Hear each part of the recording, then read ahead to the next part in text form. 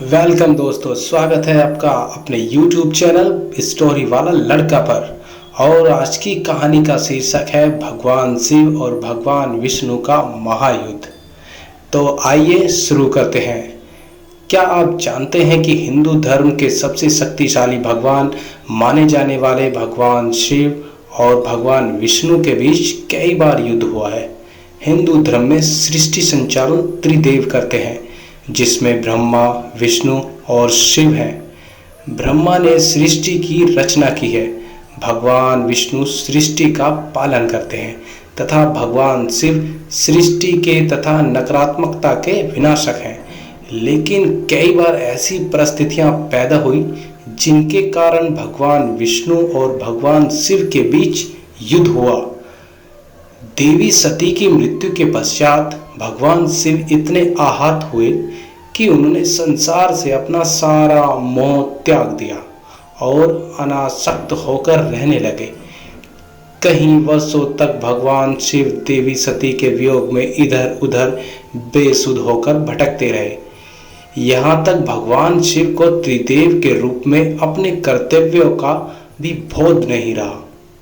भगवान शिव के सृष्टि से अनासक्त होने के कारण भगवान विष्णु को त्रिमूर्ति के खंडित होने और संसार में अराजकता और नकारात्मकता शक्तियों के प्रभाव का भय होने लगा था। उन्होंने कई बार शिव को संसार के प्रति आसक्त बनाने का प्रयास किया, लेकिन जब भी विष्णु भगवान शिव को संसार के प्रति जागृत करने तथा उनकी अनासक्ति को दूर करने का प्रयास करते हैं, तो भगवान शिव क्रोधित होकर उन्हें वहां से चले जाने के लिए कहते हैं और यह कहते थे कि सती की मृत्यु के लिए वो दोनों भी जिम्मेदार हैं। लेकिन फिर भी भगवान शिव विष्णु को महादेव वापस लाने की एक तरकीब सूझी।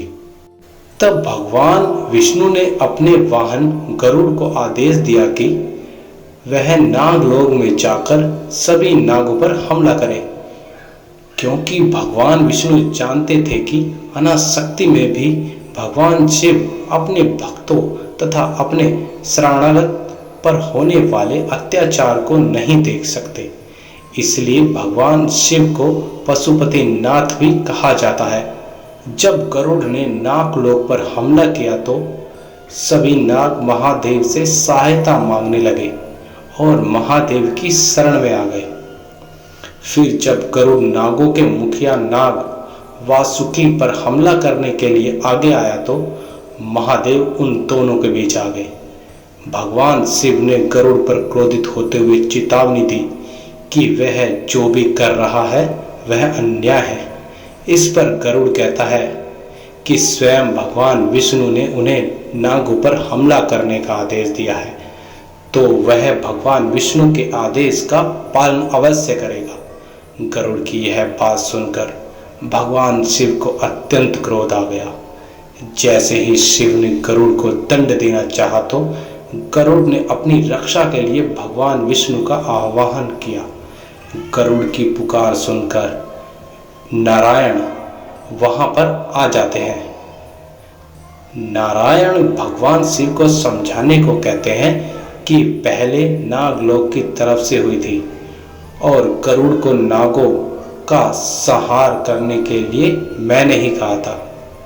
लेकिन जैसे ही हम जानते हैं कि भगवान शिव हमेशा न्याय करते हैं, इसलिए उन्होंने यह कहकर कि इसमें गरुड़ का अपराध ज़्यादा है, वह गरुड़ को मारने के लिए आगे बढ़ते हैं।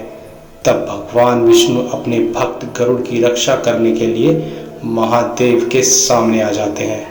तब भगवान विष्णु और भगवान शिव के बीच महायुद्ध शुरू हो जाता है।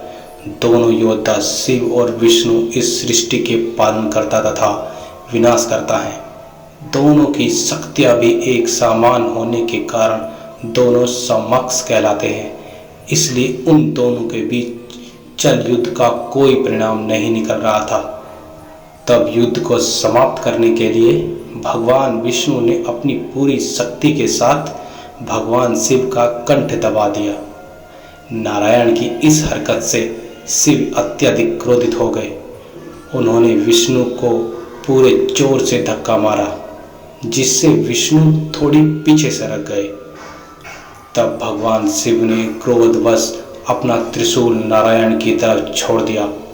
त्रिशूल बहुत वेग से नारायण के वक्ष पर जाकर लगा। नारायण विष्णु के छाती पर त्रिशूल के वार से महादेव को अपने किए का आभास हुआ कि उन्होंने अपने भक्त और अपने आराध्य विष्णु पर ही त्रिशूल चला दिया। यह बोध होने पर महादेव की आंखों में आंसू आ जाते हैं और वे तुरंत ही नारायण को त्रिशूल से मुक्त करते हैं। इस तरह महादेव संसार के प्रति अपनी अनासक्ति को त्याग कर संसार और त्रिमूर्ति के कर्तव्यों के प्रति आसक्त बन जाते हैं। त्रिशूल के वार से नारायण विष्णु के वक्ष पर 3 घाव बन जाते हैं और विष्णु द्वारा शिव का कंठ दबाने से शिव जी के कंठ पर उंगलियों के निशान पद आ जाते हैं, जिसके कारण भगवान शिव को सिद्धि महादेव के नाम से जाना जाने लगा। नारायण यह जानते थे कि शिव को त्रिमूर्ति के कर्तव्यों के प्रति आसक्त करने का यही एक उपाय है।